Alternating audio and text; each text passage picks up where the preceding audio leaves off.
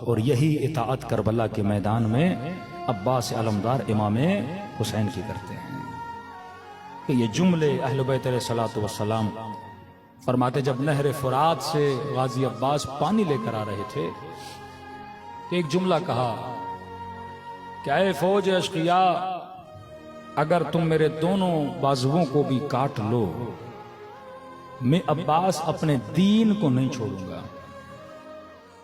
آغا عالی بہت بڑے خطیب ایران کے کہتے میں نے بڑا سوچا کہ دشمن بازو کاٹنا چاہ رہے ہیں اور عباس کہہ رہے ہیں کہ خدا کی قسم میں اپنے دین کو نہیں چھوڑوں گا۔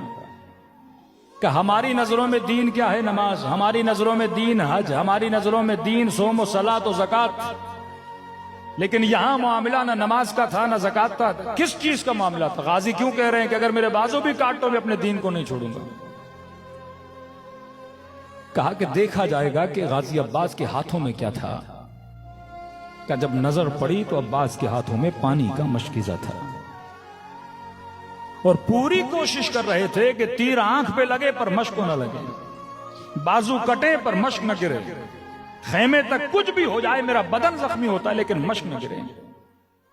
تو کہا کہ سمجھ نہیں آئی پانی کا مشک عباس کا دین کیسے بنا؟ پانی کا بھی دین بنتا ہے کہ آپ کہو کہ میں اپنے اس دین کو نہیں چھوڑوں گا؟ کہ پانی بھی دین ہوتا ہے؟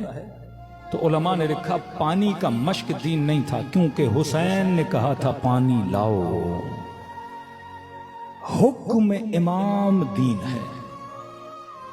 مولا کہے نا 10 منٹ یہاں بیٹھو یہ دین ہے، مولا کہے آنکھیں بند کر کے کھڑے ہو جاؤ 1 گھنٹہ یہ دین ہے۔ کہ عباس حکم حسین کو دین مان رہے ہیں اور جب مشک پہ تیر لگانا تو یہ دعا کیا خدا اب نہیں چاہتا میرا لاشا خیموں تک چلا جائے۔